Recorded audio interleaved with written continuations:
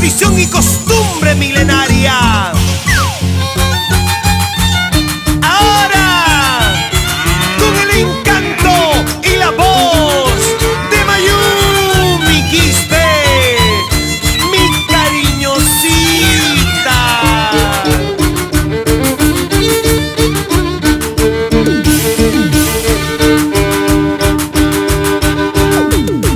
Hoy me encuentro en las cantinas tomando la cervecita. Hoy me encuentro en las cantinas tomando la cervecita para poder olvidarlo, aunque la vez que venga.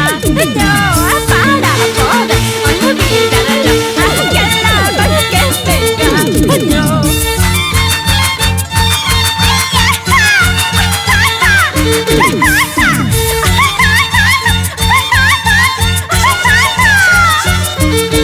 Cantinero, tráeme una cervecita.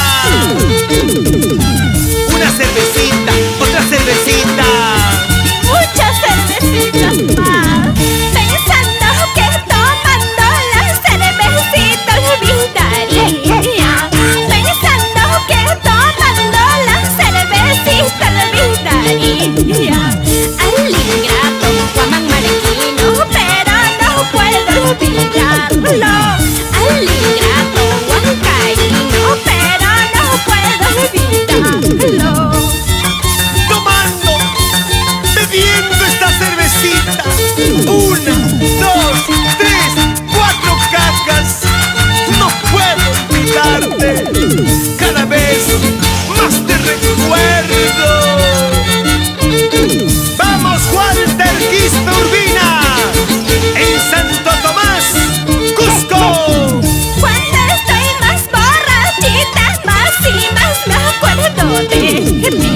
Cuando estoy más borrachita, más y más me acuerdo de ti. ¿Qué me has hecho? ¿Qué me hiciste? Que no puedo olvidarte. ¿Qué me has hecho? ¿Qué me hiciste? Que no puedo olvidarte. ¿Qué me has hecho? Dime, ¿qué me hiciste? Santiaguera, el año pasado me cautivaste y este año quiero verte otra vez a mi lado. Goza, goza, goza. Baila, baila, baila, dale, dale, dale. Mueblería Andrés, de Andrés Segovia y su esposa Edith Quispe, en el Parque Industrial Villa El Salvador. ¡Reviva! ¡Cómo bailan! ¡Cómo gozan!